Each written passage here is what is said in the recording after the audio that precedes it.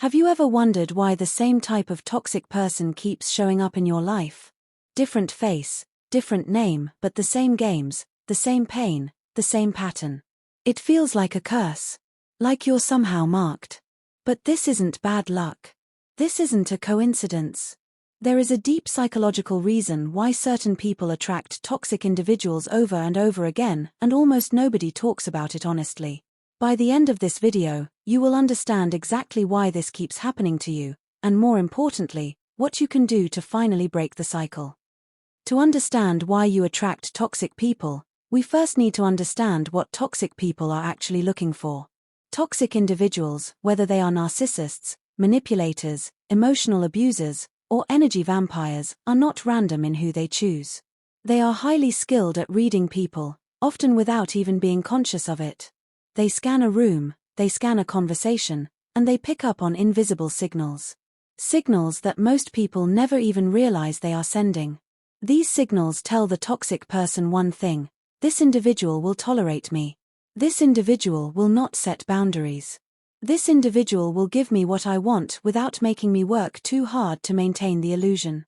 Toxic people are drawn to specific personality traits like a moth to a flame, and the painful truth is that many of those traits are actually beautiful qualities that have simply been left unprotected. Kindness without boundaries. Empathy without limits. Loyalty without conditions. These are not weaknesses. But without protection, they become open doors for the wrong people to walk through. One of the most powerful reasons people attract toxic individuals is something psychologists call the familiarity principle, but not familiarity in the way most people think. This is not about recognizing someone's face. This is about recognizing someone's energy. If you grew up in an environment where love was inconsistent, where affection came with conditions, where one parent was unpredictable, where you had to earn safety, then your nervous system learned a very specific lesson. It learned that love feels like uncertainty. It learned that care feels like walking on eggshells. It learned that connection involves anxiety. So when you meet someone as an adult who gives you that same push and pull, that same hot and cold, that same intensity followed by withdrawal, your brain does not send you a warning signal. Instead, it sends you something far more dangerous. It sends you a feeling of home. Not because the situation is healthy, but because it is familiar. Your nervous system cannot tell the difference between familiar and safe. And toxic people feel very, very familiar to people who grew up in emotionally unstable environments. Another major psychological reason is something called a low subconscious worth baseline. Now, this is different from low self-esteem in the way most people describe it. You can be a confident, successful, high-achieving person on the outside and still carry a deeply buried belief that you do not deserve consistent love. That you are too much for people. That you need to earn your place in someone's life. This belief does not live in your conscious mind.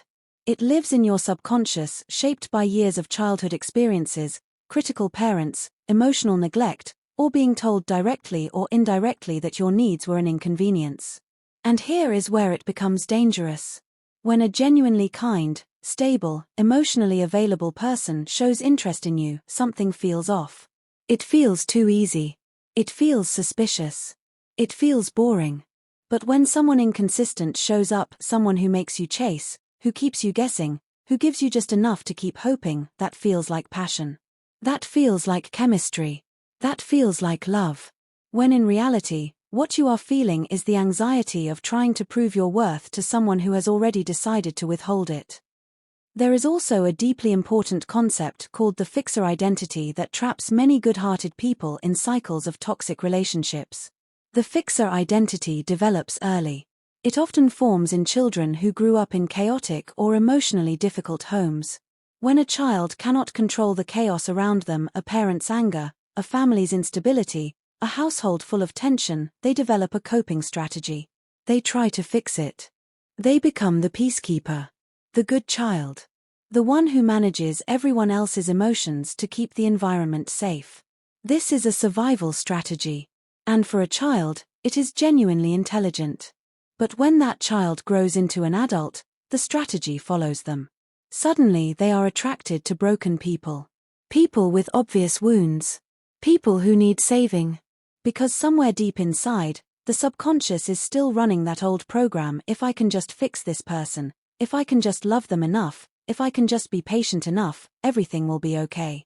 Toxic people can sense a fixer from miles away. They present their wounds like bait. And the fixer, running on autopilot, takes it every single time. Boundaries, or more accurately, the absence of them, are one of the most visible signals that attract toxic people into your life. But here is what most people misunderstand about boundaries. A boundary is not something you build to keep bad people out. A boundary is something you maintain to show people who you are and what you will accept. People without strong boundaries do not usually know they have no boundaries. They think they are being kind. They think they are being flexible. They think they are being understanding. But what they are actually communicating, without a single word, is that their comfort, their needs, and their peace are negotiable. And to a toxic person, a negotiable person is an ideal target. Because toxic people do not want equal relationships. They want relationships where they can take more than they give, where they can push without resistance, where they can cross lines without consequence. Every time you say yes when you mean no, every time you silence yourself to avoid conflict, every time you forgive without requiring change, you are sending a signal. And that signal is received loudly and clearly by exactly the wrong kind of people. There is a psychological phenomenon called traumatic bonding that explains why so many people not only attract toxic individuals but stay with them long after the damage is obvious. Traumatic bonding happens when cycles of abuse or manipulation are mixed with cycles of affection and reward. The toxic person hurts you, then they are suddenly warm and loving. They withdraw, then they come back full of attention. They criticize you, then they celebrate you. This unpredictable pattern does something very specific to your brain chemistry. It activates your dopamine system in the same way that gambling does. Every moment of warmth after a period of coldness becomes a reward. And your brain becomes addicted to chasing that reward.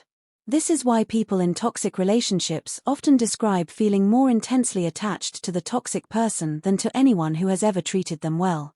It is not weakness. It is not stupidity. It is biology. Your brain has been conditioned to associate this person with a powerful chemical reward, and breaking that conditioning is genuinely one of the hardest psychological challenges a human being can face. Empathy is one of the most powerful human qualities. It allows us to feel what others feel, to connect deeply, to show up for people in ways that genuinely change lives. But empathy without discernment becomes a vulnerability that toxic people exploit with devastating efficiency. Highly empathetic people have a particular weakness: they extend their empathy equally, regardless of whether the recipient deserves it or is using it against them. When a toxic person tells their story, their difficult childhood, their past traumas, their string of people who wronged them, the empath feels it deeply. They want to heal it. They want to be the person who finally shows this wounded individual what real love looks like.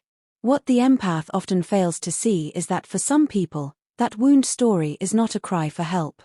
It is a carefully constructed tool.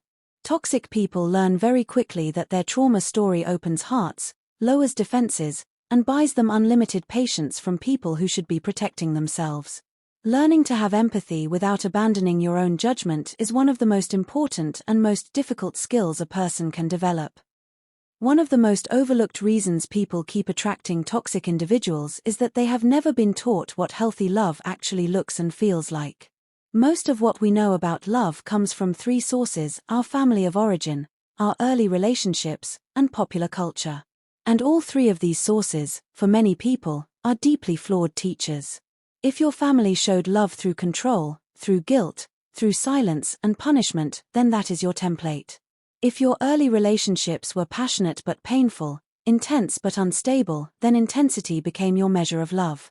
If the movies and songs you grew up with celebrated obsession, jealousy, and grand gestures as romance, then you learned that love should feel dramatic. Healthy love, consistent, calm, respectful, boring by those old standards, does not trigger the same recognition. It does not feel like enough. It does not feel real. And so quietly, without even realizing it, people walk past the very relationships that could genuinely fulfill them, because those relationships do not match the broken template they were handed as children. So how do you actually break this cycle? Because understanding it is one thing. Changing it is another. The first and most non-negotiable step is developing what therapists call the observer self, the ability to step outside your own emotions in the moment and ask, what is actually happening here, versus what am I feeling? Your feelings are real. But your feelings have been trained by your history. They are not always reliable guides to what is good for you.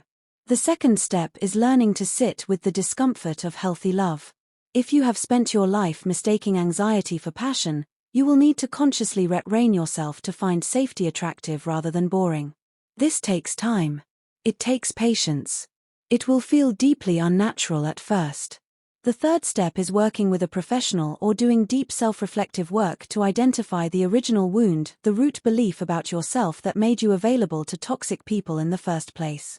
Because toxic people do not create that wound. They find it.